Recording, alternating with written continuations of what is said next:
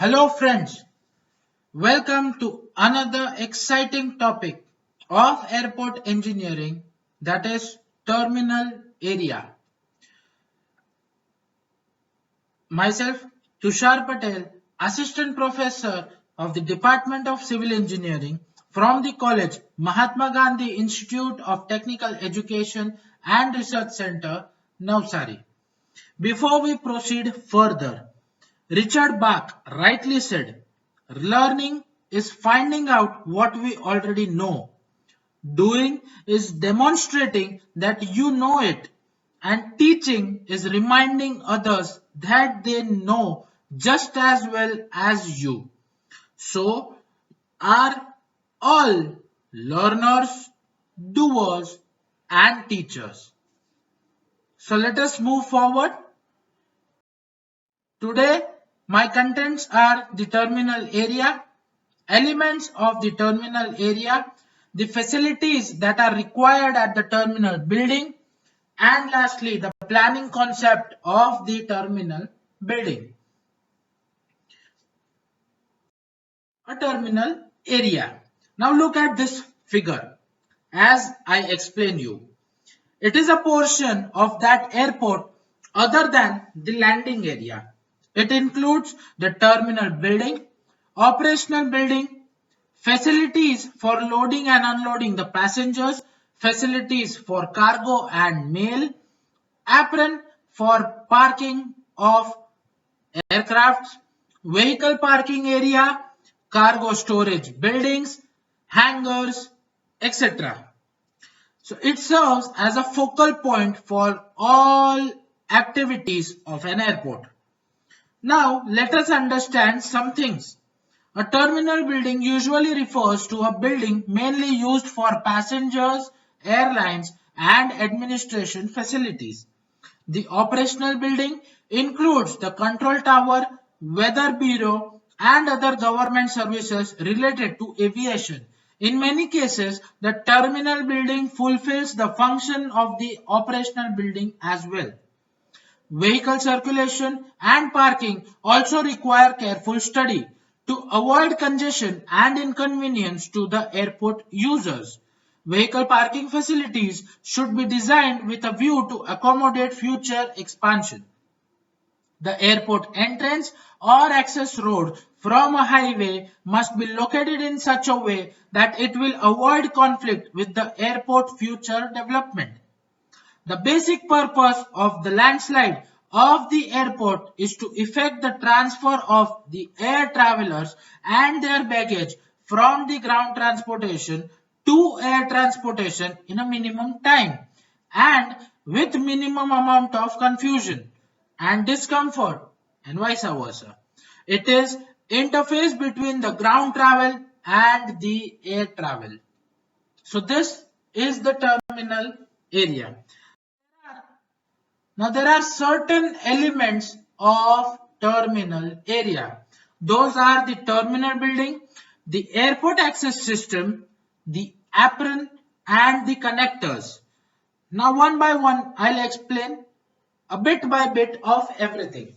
Firstly, the terminal building. Now these are some of the elements that comprises this component. First is the lobbies where public areas for the passenger circulation, services and passenger waiting. Airline ticket counters and office areas. These are the areas required for a ticket transaction, baggage checking, flight information and administrative backup. Next is the public circulation area. It includes stairways, accelerators, elevators and corridors. Next are the terminal services. It includes restroom, restaurants, food preparation and storage areas. Next are the inbound and the outbound baggage facilities. Now what is an inbound baggage facility? A non-public area for receiving the baggage from an arriving flight and public areas for baggage pickup by arriving passengers.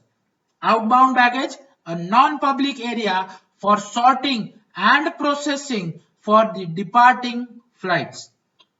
Lastly, it is the inspection area or the inspection services a control point for processing passengers arriving on the international flights. This is the inspection areas or the inspection services. Next, move across to the airport access system. This component is composed of functional elements which enable ground ingress and ingress to and from the airport terminal facility. It includes platform and curbs that provide passengers, visitors with vehicle loading and unloading areas adjacent to the terminal. Pedestrian walkways. These are the walkways for crossing airport roads, including tunnel, bridges, which provide access between vehicle parking and the terminal. The auto parking. These are the areas providing a short-term and a long-term parking for passenger visitors, employees, and car rentals.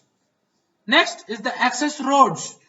These are the vehicular roads that provide access to the terminal curb, public and employee parking, and to the highway system.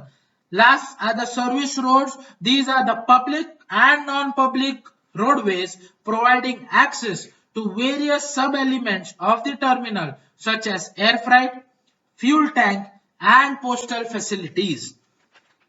Moving across to an apron, it is located on the air side of the terminal building to accommodate aircraft for the purposes of landing or loading and unloading passengers, cargoes or mails, fueling and parking or for maintenance. It comprises of aircraft gate positions that are used for parking of aircraft for loading and unloading passengers, aircraft surface area on or adjacent to an aircraft parking position. They are used by the airline personal equipment for servicing aircraft and staging of baggage, freight, mails, etc. Next are the taxiways. They are provided for taxiing aircraft to and from these runways to parking positions. And last are the service lanes. These are provided for the aircraft ground service vehicles and fire equipments. Lastly, the elements are the connectors. Now, these are the structures or the facilities located between the aircraft gate position and the terminal building. It contains concourse, a passageway for circulation between aircraft gate position and the main terminal building, departure lounge, an area for assembling and holding passengers prior to a flight departure, security inspection station, a control point for a passenger and a baggage inspection, airline operational area. These are the areas set aside for the airline personnel, equipment and servicing activities related to the aircraft. And last are the passengers amenity. These includes the restroom, snacks bar, beverage lounge, etc. So these, my dear friends, are the elements of the terminal area. Now let us see what are the facilities that are required at a terminal building. Some of the various facilities provided in the terminal building may be a booth for different airline operations. Now you can see in this figure gives you a detailed study of the terminal building. Some of the components I'll just mention out here are the booths for different airline operators, passengers and baggage handling counters, baggage claim section if it is lost, enquiry counters for any confusions, space for handling and processing of the mail and the cargo, waiting hall for the passengers and the visitors, public telephone booth, bank ATMs, currency counters, the toilet facilities, the restaurant and the bars. For any emergency, a first aid room. We have the weather bureau office, the post office, insurance office and the custom control rooms, general store and gift shops, spaces for magazines and newspaper, office space for airport staff, control tower, security and many other shops such as barber shops, incoming baggage, phone call shops, kitchen stores, etc. So these all are the requirements at a terminal building. Some of them have been shown by a symbols which are in the services counter. The blue and the purple colors are the retail and the airlines that may be subjected to incoming of the aeroplanes. This is a best example of T3 terminal, Delhi Airport. Here we have the multi-level car parking areas. Then with the symbols, we have the elevators, information, currency exchange, ATM, smoking rooms, railways, monorails, taxis, bus, coin lockers, telephones, nursery, toilets. Next, we have the pillars and the whole terminal building, separating out the immigration checking for the international and the domestic flight area. So this is an example of a Terminal T3 Delhi Airport terminal building. Lastly, we come across to the planning concept of a terminal building. Now, the planning concept have three concepts. First is the centralized system, the decentralized system, and the decentralized centralized system. So moving across to the centralized system, in this system, all the passengers, baggage, and cargo are routed through a central building and are then dispersed to the respective aircraft positions. This system is convenient when the aircraft parking area is located within a walking distance of 180 meters from the terminal building. Further, when the number of gate positions required for the individual airline at one airport exists, it is economical to provide centralized system for each individual airline operations. Next, we move across to the decentralized system. In this system, the passenger facilities are arranged in small units and repeated in one or more buildings. Each unit is arranged around one or more aircraft gate positions and it serves the passengers using those gate positions. All airlines functions are carried out adjacent to the departing plane.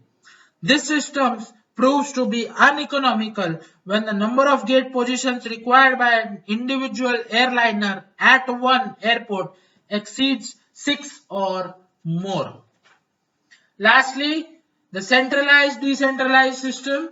This is a concept which is also known as unit terminal principle and is now becoming popular in the design of air terminals throughout the world.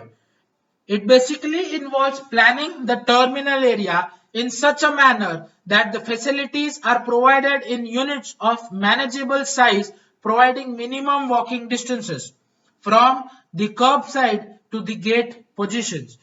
As traffic grows and one unit becomes saturated, further units are added as required without dispersing the use of the existing ones. These are the three concepts of the terminal building planning. This is a brief and very solid information about the terminal area and its design. Thank you all.